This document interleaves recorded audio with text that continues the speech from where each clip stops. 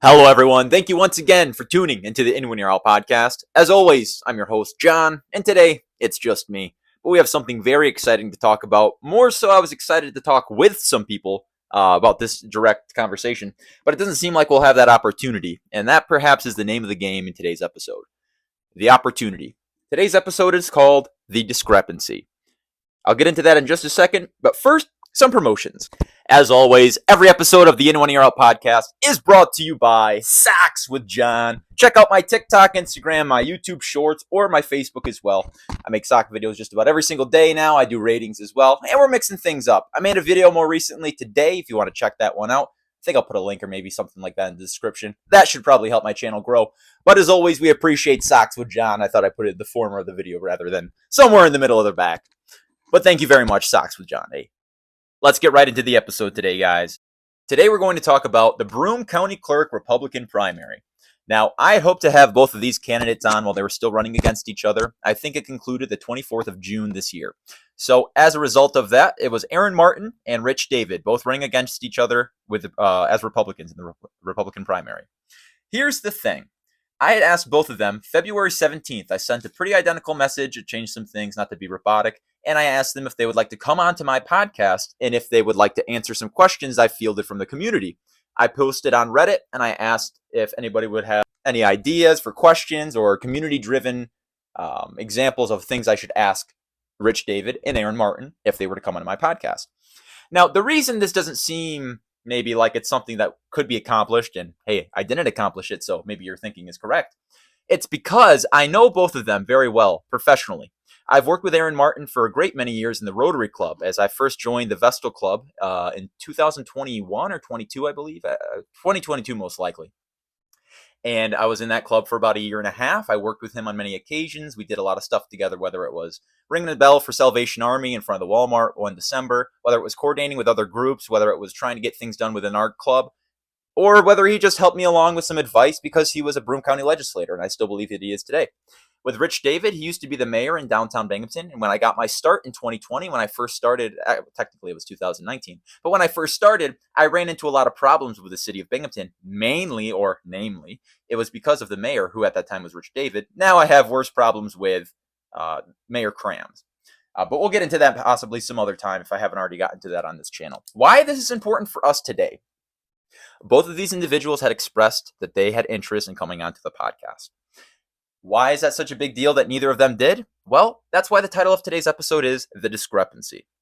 So, a Reddit post that I had made, I first made a post, I think, back in a couple months ago. I can't give the exact, so it doesn't really matter. But I had made this post, it was actually the second post on Reddit, asking for more questions after I had a conversation specifically with Rich David at one of his businesses where he told me he would like to come on the podcast and answer the questions that people had provided for me. Now, I'd gone to Reddit again. I made another post. I said, we're looking for more questions now. And I got even more feedback as before, and a lot more people saw that post. Let's get into it. Aaron Martin won the Republican primary for Broome County Clerk with a 54.17% total, 2,371 votes. But for Rich David, he had lost, unfortunately. He had only secured 45.44% of votes, and that's according to Press Connects of Binghamton, meaning he received 1,989 votes. That is a discrepancy of 382. Now, the post that I had made on Reddit received over 7,000 views. I'll say that again.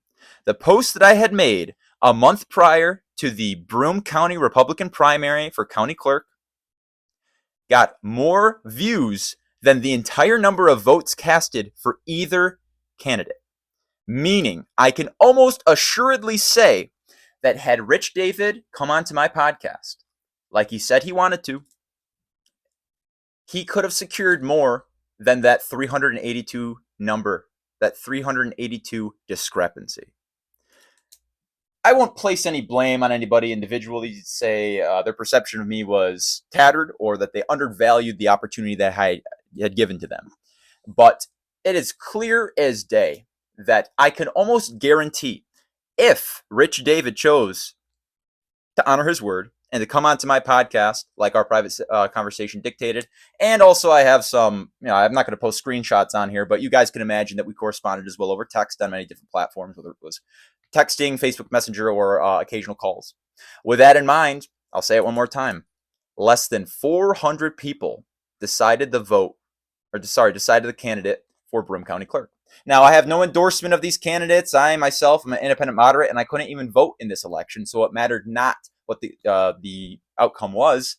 I more wanted to give the people an opportunity to share their voice and speak directly to their local, soon-to-be representatives. I can say again, less than 400 people decided the outcome of an election that was less than 5,000 people voted in total. 7.2 thousand. Over 7,000 people viewed as of today, which is the 10th of July. So I'll throw that in there as well. That is a gigantic discrepancy, and quite fitting for our episode name today. So why is this important? Why is this important to John? Why is he making a video about this today? Well, a couple reasons. The largest problem that I've ran into as a business owner, it's not having money, working with the wrong people, putting my trust into things that don't deserve trust. It has been the lack of sincere respect or mutual trust in my ability to succeed, meaning people are afraid or unwilling to properly value who I am.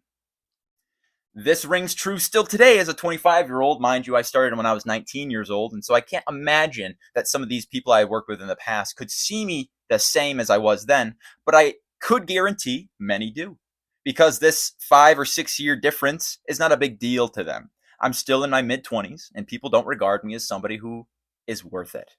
And it sucks. I'll say that. It sucks. Because I've gone through a lot of different iterations of who I thought I should be and the things I should work on or what I thought was going to do best in my life. And so I've put effort into things that have failed, and I'll do that time and time again, and I'm looking forward to doing that time and time again. But the problem becomes, you can only do so much if nobody's willing to listen. If I'm in a position to where I believe I'm rectified in my opinion, or that the things I'm trying to promote are positive, or they have a good intentions with a positive impact on the way, then I believe I should be listened to. I think that's a very objective idea, that if we have a good sense of what we should be accomplishing, or if we have a good plan at the very least, because I can't say with certainty who this quote comes from, but an idiot with a plan, it might be Albert Einstein. Like I said, I can't say with certainty, but an idiot with a plan beats out a genius without one. You can be as smart as you could be, but if you don't coordinate an idea, lay out a plan, and stick to it, you won't accomplish things the correct way or to the same degree that you could had you had a plan. Now let's take a fool, somebody who's not as smart, just any person. Let's say we have the capacity of John Holmberg's mental state, we'll say. And this person put forth a plan to influence the area, to talk to these people and whatnot, like I had. I'm not saying I'm the 50% now. This is just my idea. That person has a higher likelihood to succeed. And the problem becomes, you can only get so far with whatever you're doing without working with anybody. If I'm not taking from people, if I'm not buying things from people, there's also other things that can get in the way of you succeeding, obviously. But working with people, the way that I am, especially, I'm a very pro-community oriented person. I've worked with a lot of humanitarian organizations in our area. I've spoken to people that were impacted by, tragedy. But just on our last podcast, we had somebody who was a witness to the stabbing on Washington Street in front of the Salvation Army that resulted in the closure of the Salvation Army and the soup kitchen.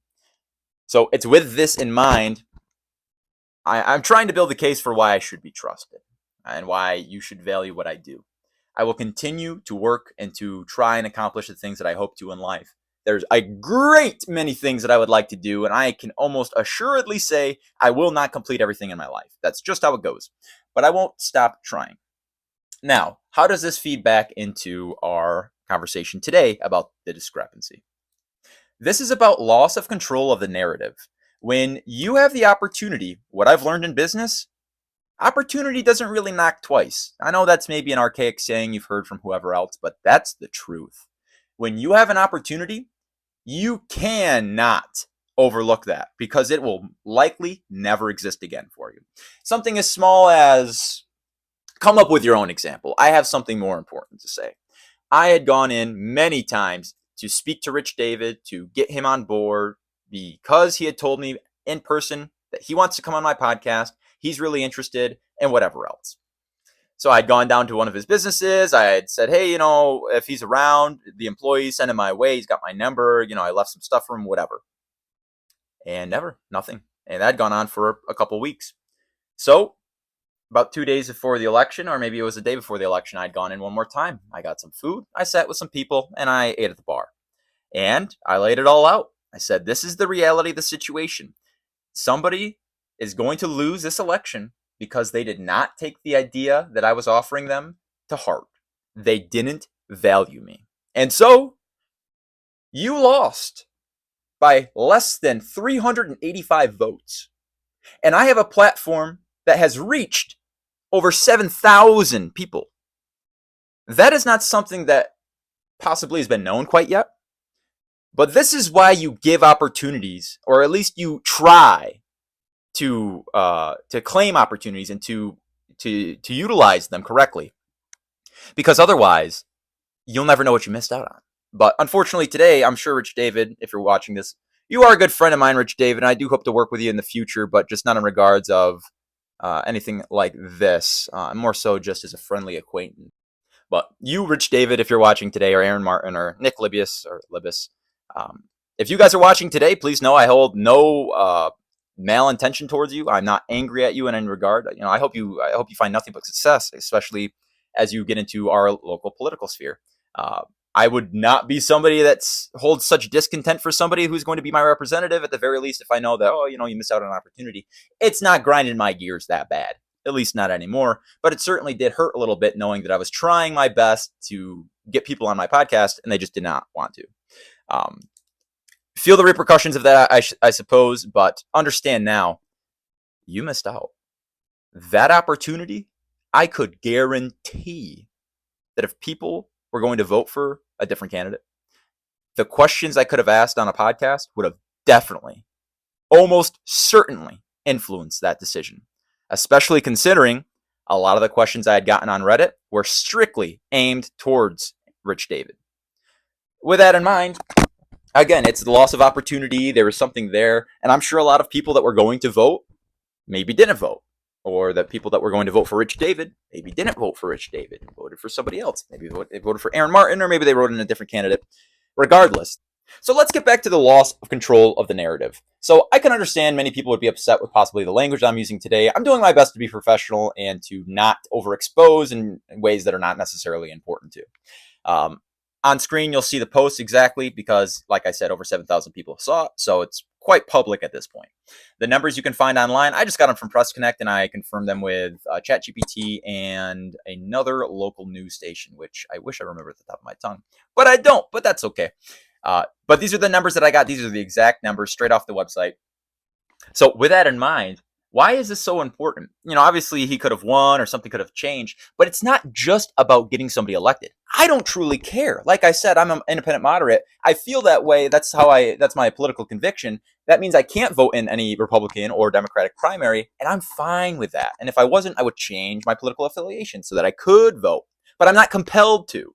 So with that in mind, the value in this is that we allow the people to voice their opinions directly to the people that are going to be representing them. And that is severely at a loss. And it's a detriment of the people, not the governments, that's a loss for. When you run into situations where even your local politicians don't want to interact with the public, that means firstly, they're probably worried or scared. And if you know John Holmberg, you will know that he thinks all politicians should be absolutely terrified of the people. Not because they're going to rise up and overthrow the government, but because the people control, or should control, the government. Where does the government derive its power? From the consent of the governed, us, the people. As long as we say that we accept the social contract of what the government provides for us and what we provide for the government, we can get along. And it's through that understanding. It's through I picked up a person and said, speak. And I gave them the opportunity to, and they gave me a question to say, ask this politician. Because it's important for this person to know that that question was asked. Not just answered, but that person's voice made it that far.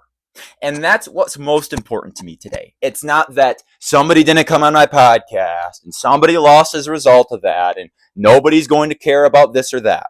The important thing is that the people that I had on that post, which maybe there was 25 comments and on the other post maybe there was about 14, those people will never have the opportunity to directly ask Rich David or Aaron Martin any of the questions that they had in mind. And that is not good. That perpetuates the same problem we're dealing with a lot in politics today, especially in the United States, in America. It's that there's a severe disconnect between those who are in power and those that are being represented. But we're having this problem in a modern day sense that's outside of Binghamton as a whole, but it's also very centralized in Binghamton as, we have elections going on this year. Let's say, for example, Zoran Mandani. I actually like him. I'm not somebody who is a socialist, so I can't say I agree with a lot of his policies, but there's some things that I think are good. I believe he's 33, and I also believe that he is a good example of what young leadership should be. He's very kind. He's very respectful. The way that he speaks is not, the way I'm talking now, it's kind of looser, Hey, how are you? Hey. Very direct, very poignant, and that's what's important when you're young, because people will not take you seriously. He is 33, possibly 34 years old at this point, and he struggles mostly with people not thinking that he knows what he's talking about. And they want to discount him in ways, and they want to say that he's this when he's not, or they want to say that he's this and he is, but he's different, or whatever. These are just things that people have conjured to give you a bad taste in your mouth about a representative. And it's not, hey, it's better than this guy, so let's vote for this, or hey, he's not as bad as this guy, so let's vote for this. It's about finding the best candidate. And if he's the best candidate for New York City and he's going to be the mayor, then, allow the vote to dictate that. However, the problem we have now, it's not that, voters see these politicians running and then they want to bandwagon and they want to vote for them. The way it goes these days is most likely somebody sees a politician, they see what party they're from, they say, that's not my party, and then they say, I'm not voting for them. And that is it. That is it. And that's the problem, because people concede, they give up their will, their right to dig a little deeper and to understand who this person is, because they themselves, the people who would vote for this individual, they themselves are afraid. They're afraid that they'll find something. They'll find something that dissuades them from wanting to vote for their party candidate, which then means the only alternative is the opposite party. People would rather do heinous things in life, commit terrible acts, than vote against their party. That is a problem. And that can be solved with more transparency in leadership and more opportunities for the people to speak directly to their representatives. And what I'm speaking about today is precisely that. If Rich David had decided to come onto my podcast, I can almost say with certainty he could have beat out Aaron Martin. If Aaron Martin came on my podcast as well, I think possibly the results would have been the same. But that's the thing. If having somebody answer questions from the people changes public perception of them, why not allow for that? Whether it's a good thing or a bad thing. Allow the truth to speak for itself. And if people try to hide the truth, to shelter the truth, to push you away from the truth, those are the people that we should not be voting for and not be listening to. I'm not to say that Aaron Martin, that Rich David, or that Nick Libius are of that caliber of person. But what I am saying is that if you are given the opportunity in life to disprove what people might have ideas about you for, why would you give that up? Why would you not choose to right the wrongs, the misconceptions? Because they didn't think it was important. I'll say that again, maybe a little closer to my mic. They didn't think it was important. But guess what?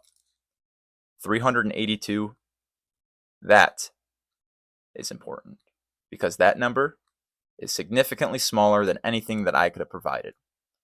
I made a sock video today. It's posted on YouTube. It has about 382 views.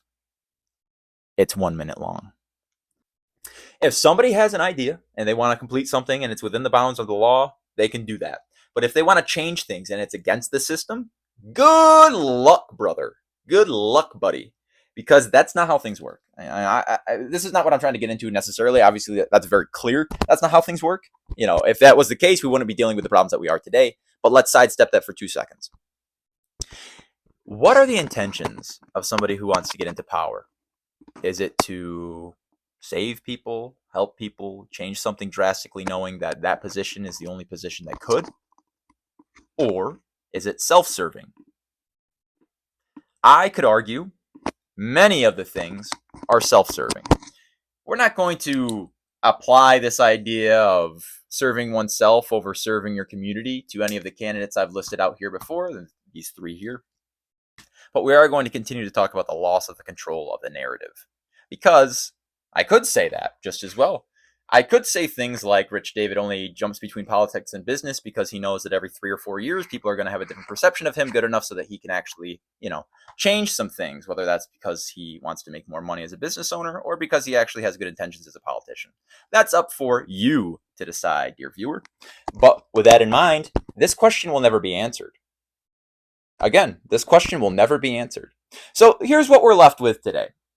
Opportunities exist all the time, and even if you don't see them, they still exist, right? With that in mind, if something came to you and it was basically breaking down your door and it was saying you should join me because this opportunity is worth it. You might not see it. You might even actually see it, but not be able to, articulate it. But it's worth it. If you give up that opportunity, you're choosing not just to disregard whatever I brought to you, you're also choosing to disregard, John Holmberg, which, how dare you? The biggest thing is that you're deciding that whatever questions I had directly from the community were also not important. We're not going to get into those questions. Well, maybe not all of those questions, as some of them are quite intrusive, and I planned on leaving those out. Maybe that's a little bit nonpartisan. But I think because I'm relatively close with these people, I'm good friends, it would not do them any good to ask them a question that was clearly, from a place of hatred or a misunderstanding perhaps, or just anger. So with that in mind, what do we have? Here's a good question. Somebody commented, for Rich David, why is he running other than he is absolutely determined, for whatever reason, to hold elected office? Why would he be better at this job than at any of the other positions he ran for and lost? For Aaron Martin, he has a secure position in the county as clerk of the legislature. Why is he running for county clerk, an elected position, when he could stay in his current unelected and thus secure position? And then a question for both is, do they have the endorsement of the current clerk? Let's continue. Somebody said, for Rich David, why do you want this job? Somebody said, for Rich David, please just go away. Here's a good question that I'm sure could have definitely separated the candidates. Somebody had asked, I would ask both Rich David and Aaron Martin if they would commit publicly to not running for another/different office while they serve as county clerk for 4 years. Too many politicians are only interested in one position as a stepping stone to a higher position. Please post an update on when you conduct the interview and post the audio. Alas, unfortunately, this is the posted audio. Shout out to that person. Maybe they don't want me to shout them out. But a lot of people had very interesting things to say. I can't ask all these questions because, to be honest, it just hits to the tone of defamation, honestly. Somebody said, for Rich David, how does he give equal attention to the personal businesses that make him the most money and then public office? Also, why does he need to do both? That's a great question, and I'm sure Rich David would be able to answer that as well. However, it doesn't matter. I'm not asking his question to him. He's not coming on the podcast, and that's it. This is the unfortunate circumstance that we're left with now, is that these questions that are very good questions, this post has 25 comments. Some of them are mine responding to people. But with that in mind, a lot of people had things to say about Rich David that I'm sure he would have been able to clear. So it's not just he could have won, he could have gotten more votes, he could have got 383 votes and beat Aaron Martin by a single vote. But it's also about his public perception. So where do we go from here? I've spoken about Rich David and Aaron Martin and Nick Libis. I hope I'm saying that correctly. But what do we do with all this information? It seems like I'm just getting everything together to be upset about it, or to preach to people that yes, they should have the acquired feeling that they do about this individual. That's not what I'm saying at all. What I'm saying today is simply that you shouldn't undervalue people that are giving you opportunities. Anything that comes knocking, you open that goddamn door. I have a lot of respect for these individuals still. I think Aaron Martin's a good guy. I think Rich David's a good guy. Like I said, I worked with Aaron Martin in the Rotary Club, a humanitarian organization. I worked with Rich David. I think last year we had some deals going on, or we tried to do some collaborations with his business in downtown, and I sold ice cream on the corner. Nick, I've never met Nick, so I can't say with certainty, but I also invited him, and you just left me unopened. Again, I have no personal connection to him, so I can understand, okay, he doesn't know me. This is just some chump asking, hey, come on my podcast. But as for the other two, they certainly know who I am. They definitely understand I'm an entrepreneur, that that I have a podcast, that I've done X, Y, Z. We're friends on Facebook. I know your birthday. These are things that it's a bit different if I was a random person, but I'm not a random person. I'm somebody who has been around for the past 6 years in business and lived in Binghamton for 25 damn years. So I most certainly have credibility in what I try to do, and I most certainly have a voice that people have chosen to listen to on occasion. And here we are today. If you're your viewer listening to me now, then you say, yeah, John Holmberg's got the voice that I'm willing to listen to, at least on this on this occasion, which I appreciate. I do appreciate. But that's pretty much where I can leave off with this conversation today. It's that as much as I preach to people that they should, think about things differently, or give a dynamic perspective, or try things that maybe they're not 100% fully understanding. But a podcast is not an alien creature. I did not beam down a six-legged animal that ran across any street and spooked everybody that saw it. I invested in the Binghamton area, and I tried to work with our local leaders to give the people a streamlined opportunity to directly address their concerns with who is running for county clerk. And that's the biggest discrepancy of all of this. It's not the 382 votes that Aaron Martin beat out Rich David with. It's not completely controlling the narrative and switching things around when people don't show up. It's not that for the past 5 or so months I've worked with these people and trying to get them on board to better their opportunities. It is solely and simply about the disregard of the people of Binghamton and their questions that could have been brought specifically to the source of whatever it is, whether it's Aaron Martin, Rich David, or Nick Libius. These people decided that they did not care about John Holmberg and that they did not care about your voice. So now, let's see what happens November. Let's see what happens. Because as it's said before, I'll say it again. And if you're watching this, if you're Rich David, if you're Aaron Martin, if you're Nick Libius, you have lost the opportunity, unfortunately, to come on my podcast. I'm sorry, I'll have you on possibly in a year or some, or we could talk about something different or whatever, but it will not be this opportunity, which, like I've said before, could have guaranteed a different result for this election.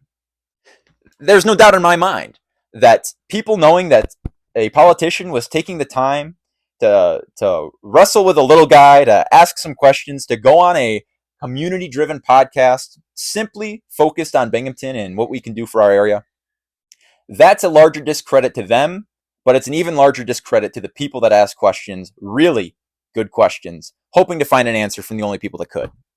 And so with that today, unfortunately, we're a little upset. I'm not really upset in the regards of, oh gosh, they didn't come on my podcast. I'm really just upset because, like I said, this opportunity was really good. And I know these people well, and I thought things could really turn out in a different way and benefit everybody, basically. People feel better about the politics in Binghamton. People are more inclined to vote in the future. People think that their voice matters. These are all things that I could have helped with simply by having these individuals on.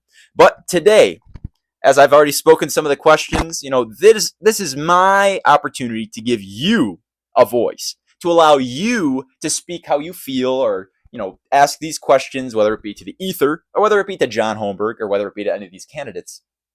I still want to give you the opportunity to, because it's more important that you speak your mind and you say the truth and we get to the bottom of what we need to do as people, as Binghamtonians, as individuals, than it is to posture and to say that one is better than another. because that's the situation we're with. The elitism is ripe in Binghamton, and I'm sure many people are upset with that. Most of the people that I know that live in Binghamton are not rich. I do know some people that are very wealthy. I'm not going to say all the people or the extent of their wealth. That's not very becoming of one. Without the permission of the other. But just as well, I can say I know people that struggle on a daily basis. I struggle on a daily basis because of my own problems. We all have problems, but I know people that really struggle. I know people like we had on our last podcast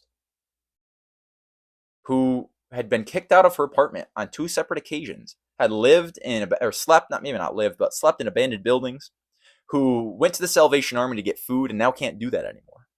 And this is as a result of a misunderstanding or a lack of understanding of what the right thing to do is. For the past 5 years, and this is something we've talked about on the last podcast, the Binghamton government, city of Binghamton, has said that they wanted to close the Salvation Army. For the past 5 years, they've said that. Things constantly are going on there. So what do?